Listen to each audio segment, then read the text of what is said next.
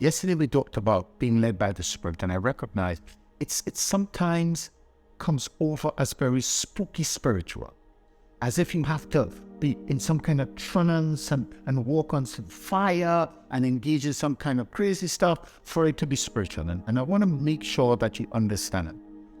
My normal life takes on spiritual significance when I allow God to lead.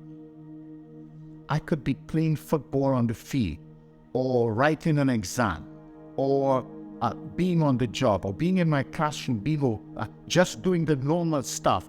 And that is being led by the Spirit. The reason it's not what they're doing is because they're not being led by the same Spirit I'm being led by. So I'm seeking to give glory to God. How do I know when I'm not being led by the Spirit of God? It does not give glory to God, nor does it conform to what God reveals in His Word.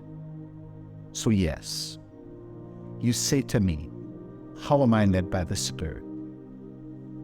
I ask God to lead me.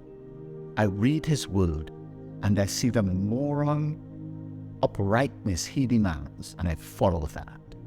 And then I wait for the prompting of His Spirit, and I jump on it. I hear what others are saying, and I relate it to what the Word says. And if I find correlation, I lend my support in those areas. That's being led by the Spirit. I hear God speaking through His Word and the promptings of His Spirit. And yes, I act on it. I act decisively, I act firmly, and I execute with excellence at the highest level. I tell you what, a lot of people are talking about following this one and following that one. I say to people, the Christian life is full of innovation. Because others are doing it doesn't mean I can't. Because others haven't risen to that level doesn't mean that I have been left to mediocrity.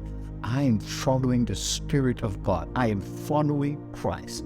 And in that, I find peace, I find satisfaction, I find value, and yes, I find meaningful relationships. Like the one I have with you.